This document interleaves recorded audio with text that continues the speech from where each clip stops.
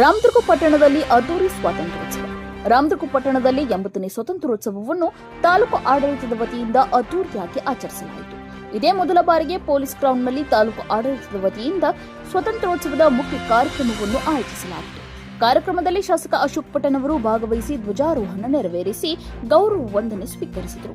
ಬಳಿಕ ಮಾತನಾಡಿದ ಅವರು, ಸಾರ್ವಜನಿಕರು ಕೇವಲ ಸಾಮಾಜಿಕ ಜಾಲತಾಣಗಳಲ್ಲಿ ದೇಶ ಪ್ರೇಮ ಪ್ರದರ್ಶಿಸುವುದಷ್ಟೇ ಅಲ್ಲದೆ ತಮ್ಮ ತಮ್ಮ ಜವಾಬ್ದಾರಿಗಳನ್ನು ಪ್ರಾಮಾಣಿಕವಾಗಿ ನಿರ್ವಹಿಸುವ ಮೂಲಕ ದೇಶದ ಅಭಿವೃದ್ಧಿಗೆ ಕೊಡುಗೆ ನೀಡಬೇಕು ಎಂದು ಕಿವಿಮಾತು ಹೇಳಿದರು. ಇದೇ ವೇಳೆ ರಾಜ್ಯ ಸರ್ಕಾರದ ವಿವಿಧ ಗ್ಯಾರಂಟಿ ಯೋಜನೆಗಳು ಹಾಗೂ ರಾಮದುರ್ಗ ತಾಲೂಕಿನಲ್ಲಿ ತಮ್ಮ ಅವಧಿಯಲ್ಲಿ ಕೈಗೊಂಡಿರುವ ವಿವಿಧ ಅಭಿವೃದ್ಧಿ ಕಾಮಗಾರಿಗಳ ಕುರಿತು ಶಾಸಕರು ವಿವರಿಸಿದರು. ಇನ್ನು ಕಾರ್ಯಕ್ರಮದಲ್ಲಿ ತಹಶೀಲ್ದಾರ್ ಪ್ರಕಾಶ್ ಗಾಯಕ್ವಾಡ್, ಕ್ಷೇತ್ರ ಶಿಕ್ಷಣಾಧಿಕಾರಿ ಸುರೇಂದ್ರ ಕಾಂಬಳೆ, ರಾಮದುರ್ಗ ಉಪವಿಭಾಗದ ಡಿವೈಎಸ್ಪಿ ಚಿದಂಬರ್ ಮಡಿವಾಳ್, ಆರ್ಎಫ್ಒ ಭಾಗ್ಯಶ್ರೀ ಮೊಸಳೆ ಸೇರಿದಂತೆ ತಾಲೂಕು ಮಟ್ಟದ ವಿವಿಧ ಇಲಾಖೆಗಳ ಅಧಿಕಾರಿಗಳು ಹಾಗೂ ಸಿಬ್ಬಂದಿಗಳು ಉಪಸ್ಥಿತರಿದ್ದರು. ಇನ್ನು ಪೊಲೀಸ್ ಇಲಾಖೆ, ಗೃಹ ರಕ್ಷಕ ದಳ, ಶಾಲಾ ಕಾಲೇಜುಗಳ ಎನ್ಸಿಸಿ ಸ್ಕೌಟ್ಸ್ ವಿದ್ಯಾರ್ಥಿಗಳು ಸೇರಿದಂತೆ ವಿವಿಧ ತಂಡಗಳು ನಡೆಸಿದ ಆಕರ್ಷಕ ಪಥಸಂಚಲನ ಕಾರ್ಯಕ್ರಮದ ಪ್ರಮುಖ ಆಕರ್ಷಣೆಯಾಗಿತ್ತು. ಇನ್ನು ಪೊಲೀಸ್ ಗ್ರೌಂಡ್ನಲ್ಲಿ ದೇಶಭಕ್ತಿ ಮೂಡಿಸುವ ಘೋಷಣೆಗಳು ಹಾಗೂ ಪಥಸಂಚಲನದೊಂದಿಗೆ ಹಬ್ಬದ ವಾತಾವರಣ ನಿರ್ಮಾಣವಾಗಿತ್ತು.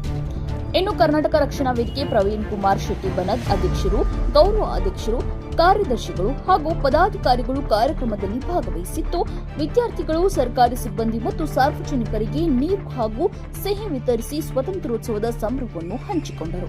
ಒಟ್ಟಾರೆ ರಾಮದುರ್ಗ ಪಟ್ಟಣದಲ್ಲಿ ನಡೆದ ಸ್ವಾತಂತ್ರ್ಯೋತ್ಸವದ ಕಾರ್ಯಕ್ರಮ ದೇಶಭಕ್ತಿ ಹಾಗೂ ಸಂಭ್ರಮದ ವಾತಾವರಣದಲ್ಲಿ ಅದ್ದೂರಿಯಾಗಿ ನೆರವೇರಿತು. Bureau report, R news Kannada. ಮುಂದೆ ಬರುತ್ತ ದಿನಗಳಿಗೆ ಇನ್ನೊಂದು ಸ್ವಲ್ಪ ಉದ್ದ ಶಾಮಿಯಾನ ಹಾಕಿಸಿ ಯಾರಿಗೂ ಬಿಸಿಲಿಗೆ ತೊಂದರೆ ಆಗದಂಗೆ ಎಲ್ಲ ನೋಡ್ಕೊತೀನಿ ಅಂತ ಕೂಡ ನಾವೆಲ್ಲಾನು ಅಧಿಕಾರಿಗಳು ನಾವೆಲ್ಲ ಮಾತಾಡಿದ್ವಿ. ಇನ್ನು ನೂತನ ಹೊಸ ಮಾದರಿಯಾಗಿ ಮತ್ತೆ ಮುಂದಿನ ವರ್ಷ ಸ್ವಾತಂತ್ರ್ಯ ದಿನಾಚರಣೆ ದಿನ ಇನ್ಮೇಲೆ ಯಾರೇ ಸ್ವಾತಂತ್ರ್ಯಕ್ಕೋಸ್ಕರ ಹೋರಾಡಿದಾರೋ ಅವ್ರದ್ದೆಲ್ಲ ಸ್ವಲ್ಪ ಆದಷ್ಟು ಜನ ತಾವೆಲ್ಲ ಕಟ್ಔಟ್ಗಳು, ಬ್ಯಾನರ್ಗಳು ಮಾಡಿಸಿ ಹಾಕಿದ್ರೆ ಸ್ವಲ್ಪ ಚೆನ್ನಾಗಿ ಕಾಣ್ತದೆ ಅಂತ ನನಗೊಂದು ಅನಿಸಿಕೆ. ಈ ಕಾರ್ಯಕ್ರಮದಲ್ಲಿ ಇನ್ನೂ ಬೇಕಾದಷ್ಟು ಜನಕ್ಕೆ ಸನ್ಮಾನ ಮಾಡೋದಿದೆ, ವಿದ್ಯಾರ್ಥಿಗಳಿಗೆ ಮತ್ತು ಎಲ್ಲ ಸಾಂಸ್ಕೃತಿಕ ಕಾರ್ಯಕ್ರಮ ಇದೆ. ಅದನ್ನು ನಾನೇನು ಹೆಚ್ಚಿಗೆ ಮಾತಾಡೋಕೆ ಹೋಗಲ್ಲ. ಇವತ್ತಿನ ದಿನ ಸ್ವಾತಂತ್ರ್ಯ ದಿನಾಚರಣೆ ಎಲ್ಲರಿಗೂ ಒಳ್ಳೇದಾಗಲಿ ಅಂತ ಹೇಳಿ ನಾನು 2 ಮಾತು ಮುಗಿಸ್ತೀನಿ. ನಮಸ್ಕಾರ.